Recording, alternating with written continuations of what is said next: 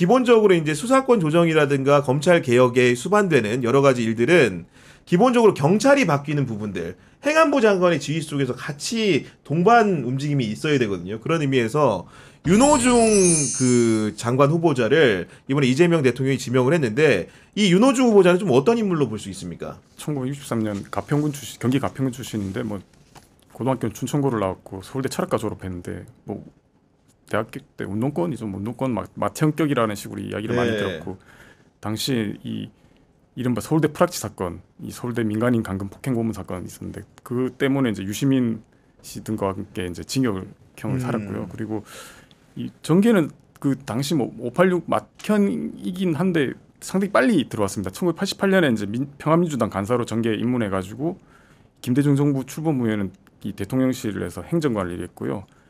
2000년 총선에서 경기 구리 출마했는데 낙선하고 2004년도에 이제 서력에 성공해가지고 국회에 왔는데 2008년에 또 총선에 낙선해요. 이게 이제 정 후보자랑 거의 비슷한데 약간 이제 당시 이제 2008년이 이 이명박 정권 들어오고 난 뒤에 바로 이제 치러진 선거이기 때문에 아마 진 것 같고 그 다음 뭐 2012년 총선부터는 내리 이제 5선까지 하게 되고요. 이 경력을 보면 당에서 엄청 다양한 당직을 거쳤습니다. 보면 뭐 전략기획위원장, 수석사무부총장, 사무총장, 정책위의장 이 그만큼 뭐 이제 필요할 때 쓸 수 있는 인물이라는 소리 같고요. 그리고 이제 이해찬 대표 때 2018년도에 이제 뭐 사무총장 임명돼가지고 당시 이제 21대 총선 공천 지휘해가지고 뭐 180석 승리를 이끌어냈다고 하고. 근데 이제 이분이 이제 특이한 게 이 2020년도인가요? 이제 민주당이 거대 야당일 시절에 법제사법위원회 위원장으로 당시에 통상 이제 여당이 법사위원장을 했는데 이거를 거의 몇십 년 만에 이제 이 야당 당시 민주당에서 이제 단독으로 했고 그러면서 이제 기본적으로 이 이른바 뭐 검수완박 뭐 이런 부분들에 대해서 이제 주도했던 분이고 이 2021년도에 원내대표로 선출이 됐고 2022년도에 당이 이제 대선에 그때 당시 패배하고 난 뒤에 비상대책위원장 당시 뭐 박지원 위원장인가요? 그 공동위원장으로 했는데 지방선거 패배해가지고 물러나게 됩니다. 아니 그 당뇨 출신인 건데 사실은 당뇨 출신들이 사실 누가 이제 예를 들면은 당내 세력 재편이 되더라도 잘 살아남는 것 같은 느낌이 듭니다. 예를 들면 우리 전주에 얘기했던 안교백 후보자 같은 경우에도 문재인 정부 대표 때도 중용되고 이재명 대표 때도 중용이 됐는데 윤호중 의원도 사실은 저도 옛날에 기사 쓸 때는 친문계 대표 주자인 줄 알았는데 어느 순간 이재명 대통령이 든든한 지원군이 돼 있네요. 보니까 저는 사실 그 당시에 새천년 민주당을 출입을 하진 않았는데 그 당시에 이제 제가 정치부에 처음 왔을 때가 2000년이었습니다. 근데 얼마 안 돼가지고 당시 새천년 민주당이 여당이었는데 그 정풍운동이라는 게 일어나요. 그래가지고 그때 이제 한나라당에서 편하게 좀 그래도 좀 덜 복잡했던 그 분위기였는데 말진 기자들이 전부 다 대거 새천년 민주당으로 팔려갑니다. 그래서 저희가 이제 막 현장을 쫓아다녔는데 그래서 저도 그때 처음 윤호중 그 의원을 봤어요. 이렇게 사적으로 아는 건 아니고 근데 그때만 해도 새천년 민주당에 부대변인이 엄청 많더라고요. 근데 그 부대변인들이 전부 다 보면 계파가 있어요.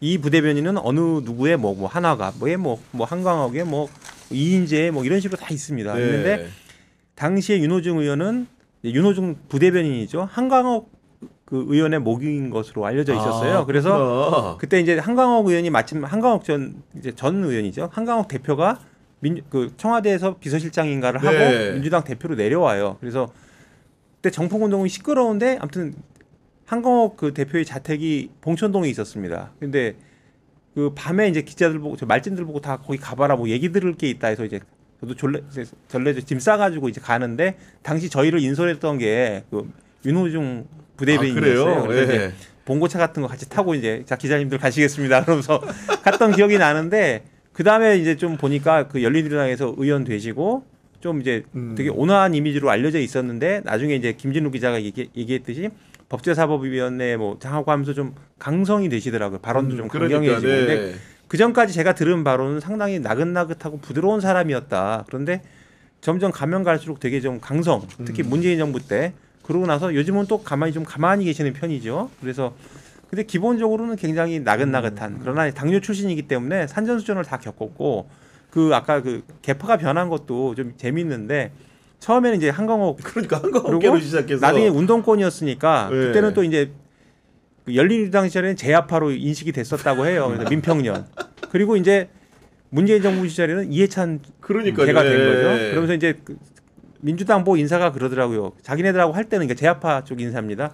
이게 좀 얌전하고 나긋나긋한 사람이었는데 이해찬 대표 쪽으로 가니까 상당히 강경한 발언을 쏟아내더라 이런 얘기를 했던 기억이 납니다.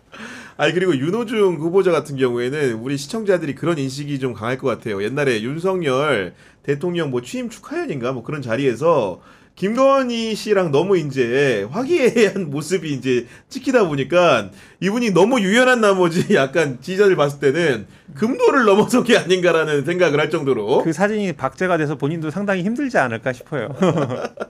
그렇습니다. 어쨌든 간에 윤호중 이제 후보자가 중요한 것은 그 지난 문재인 정부 때도 그랬는데 검찰이 바뀌면 경찰이 또 새로 지게 되는 일이 있는데 원래 그런 그 부속의 합의를 옛날에 보면은 조국 당시에 보면은 문재인 정부 때는 민정수석이 있고 그 행안부 장관이었던 김부겸 그 다음에 이제 그 법무부 장관이었던 박상기를 모아놓고 사인을 하는 과정이 있거든요. 결국은 양자가 합의해서 그 개혁을 완성하는 거기 때문에 이번에 지금 정성호 후보자가 중요하다고 하지만 실제로는 그에 수반되는 여러 가지 경찰의 부분도 있기 때문에 윤호중 후보자 같은 베테랑을 보낸 게 아닌가 싶다는 생각이 들고